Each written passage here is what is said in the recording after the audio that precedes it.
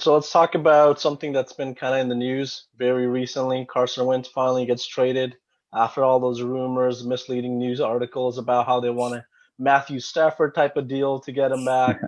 But we all saw at the end of the day what they got. They got a third round pick this year and a conditional second round pick, which can potentially be translated into a first round pick if Carson Wentz plays 75% of the snaps, or if he plays 70% and they still make it to the playoffs. What are your thoughts on this trade? Did Philadelphia get enough, or did Colts win this trade, or did they get too much from the Colts and the Colts gave up too much, knowing the history he has with the coach there? Well, let's start with things on Philadelphia's end. I think Philadelphia just they hit the reset button massively. It's not that they necessarily had to, but it also goes to show you what they really thought about Carson Wentz. Philadelphia as an organization went from moving heaven and earth in a draft to move up to get him to select him. Then after they win the Super Bowl without him playing a snap in the playoffs, they choose him over Nick Foles. They extend him. They really emblazoned him to be that guy. They pushed him to be the face of the franchise. And that was a year and a half ago. And look at where we ended up now. I think he's completely bottomed out in 2020. And they're eating, I think, over $33 million in dead cap money next season just to get rid of him. Yeah. So it really goes to show that that bridge is completely burned, that I don't think the head honchos in the organization, the top men, really believe in Carson Wentz and what he has left to give anymore. And to me, to be completely honest with you, even when he had that 2017, that incredible season in 2017, and a lot of people had him as their MVP frontrunner that year until, unfortunately, he blew his knee out in LA.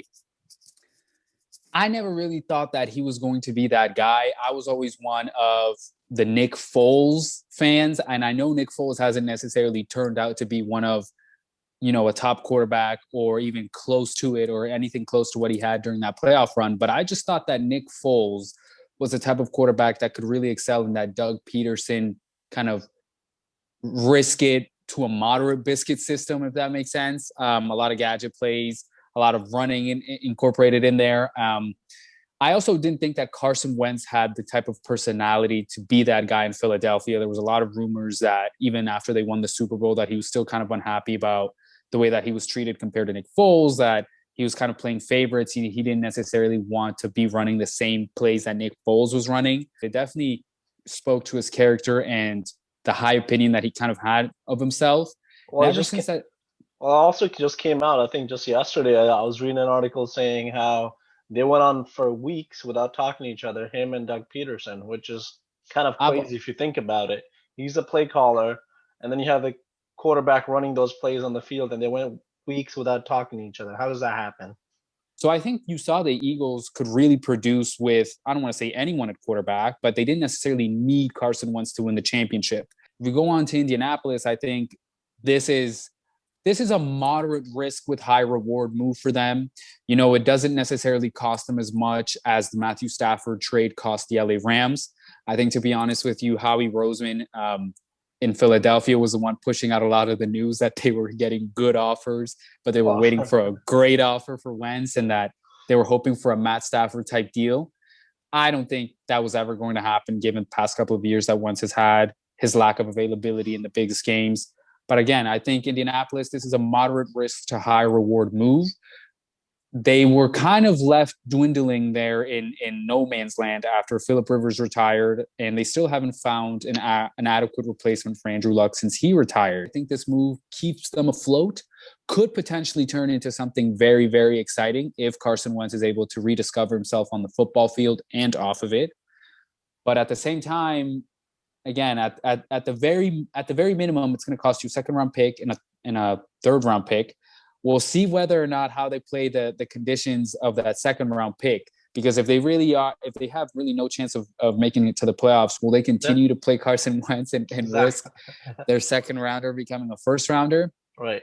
My money says no, but signs of the times, Indianapolis is obviously betting on him, but I think more than anything, they're trying to stay afloat and find another bridge quarterback until they find their guy. What did you make of it though, Bill? Before I go, I just want to get your take. So did you think one of the teams won this trade, or neither one won the trade, or like what do you think? I think this is one of those trades that on paper, it seems as if Indianapolis won for now, but it's obviously largely dependent on what Carson Wentz is able to produce and whether or not he's actually able to generate some sort of wins and be there for Indianapolis. Again, the greatest ability you can have is availability, especially in the NFL, especially in the big games. And if Carson Wentz is able to stay healthy and is able to produce, and hey, say they make another wild card or divisional round appearance like they just did this last year with Philip Rivers, I think that would be a win for Indianapolis. Whether or not he's the guy moving forward, like I said, I really don't think so. So I think for now, on paper, it looks like Indianapolis won the trade just because of the massive hit that the Philadelphia Eagles are taking. I think I kind of have to agree with you on this one. I think Indianapolis also won this trade just because of that whole conditional second round pick, which can be a first rounder, but if he doesn't play at least 75% and they don't make the playoffs, that ends up being nothing. So they just got him pretty Yeah, much for that leaves yeah, Indianapolis entirely in control, entirely in yeah. control. So they gave up a third round pick for a player that could potentially has shown previously that he can be really good under this offensive coordinator, Frank Wright. And now they just have to kind of see like can Frank Wright kind of turn them around? Maybe this will Mm-hmm. kind of also bring Carson Wentz to that reality. I'm not albeit all type of player. The team took so much dead money in cap just to get rid of me, Just to kick me out the just door. to kick me out of the door. I Exactly. believe I read somewhere it was a league record amount of dead money that Philadelphia is willing to take. Yeah. So that's what I'm saying. Either he could take it that way, or he could also go on the other opposite end. It's like, I wanted to be traded. I finally got traded. I'm gonna show everybody how I'm this and that. And then he ends up the day, it's just his ego getting in his own way again, and then he ends up producing absolutely nothing. And he has those disgustingly stupid turnovers that he consistently has. Like he'll make some crazy, amazing plays, and the very next play, he'll follow that up with a few absolutely terrible, terrible decisions where you're like, is this even the same player anymore? It So doesn't look like the same guy. Yeah. you still see flashes of that Carson Wentz, one who was in the front MVP front runner, but then at other times you see just like a below average quarterback who's just struggling, doesn't understand the offense. Maybe that was because him and Doug Peterson didn't really talk, so they didn't have a clear instruction. He was just trying to run his own plays. Peterson called something else. They don't have a good understanding of each other.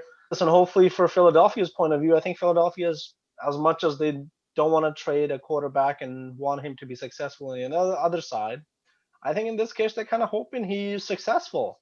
Gets Mm-hmm. them to the playoffs, play 70% so they can get a first rounder pick.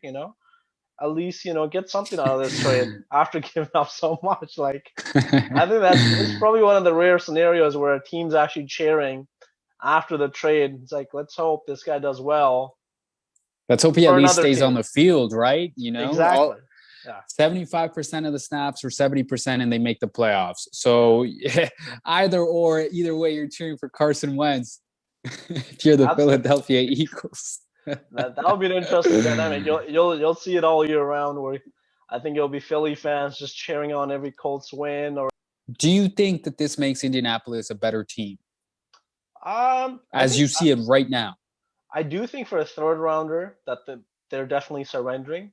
They've definitely made themselves in a more favorable position at the quarterback position. They still have Jacoby Brissett. Now they Mm-hmm. bring Carson Wentz into the thing, and they know what Jacoby Brissett can do. He can be a competent, average-ish type of quarterback, and they're already committing a decent chunk of money to him. Now they just have to see if Carson Wentz can do better, and they'll play him. If Carson Wentz still sucks and he's still trash, then they'll just go back to Jacoby Brissett. Like it's a they didn't Make sure they he doesn't hit that 70% mark, that 75% mark. Shut exactly you down for the season, Carson. that's pretty much it, and it's a very low risk. Like you think of the third rounders, like it's not a very touted type of pick. It's a third rounder pick. Like it's fine. Like it's not a Yeah, run of yeah the mill. That's yeah why I like this deal for Indianapolis right there. I think as you pointed out and I mentioned, this really leaves the ball in their court, and whether or not Carson produces, they have variable options that they can go to.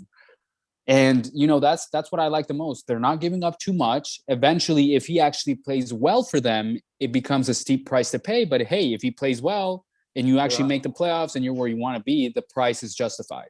But then if that does happen, then the pick isn't as good as it's supposed to be, right? Because if they make the playoff, Exactly. then it's at the end of the first round. So is it really all that good? Like, what kind of player are you getting at that position? The So price is justified. Do you take this also as an indicative of what Philadelphia thinks of Jalen Hurts? Or do you think that that's a separate issue? I don't know if they're necessarily sold on Jalen Hurts, although Jalen Hurts did play really well, which could be maybe because he was actually listening to Doug Peterson. Maybe he was actually Because they're talking actually to Doug talking? Peterson, just like Nick Foles was. He performed well in that system, and Jalen Hurts Good. was just doing that and just a little bit more running on top of that. So it's like a pretty like they run a lot of those run options, run pass Yep. options. The So those are RPOs. yeah. So like They really brought it to the league. They brought it to the forefront, I should say. yeah. So then given that, like, it's not a very, very difficult, offense to run, but it really depends on what they do with the sixth pick. All right, guys, thank you so much for watching the Bill and Pablo show. If you liked the video, don't forget to hit the like and subscribe button.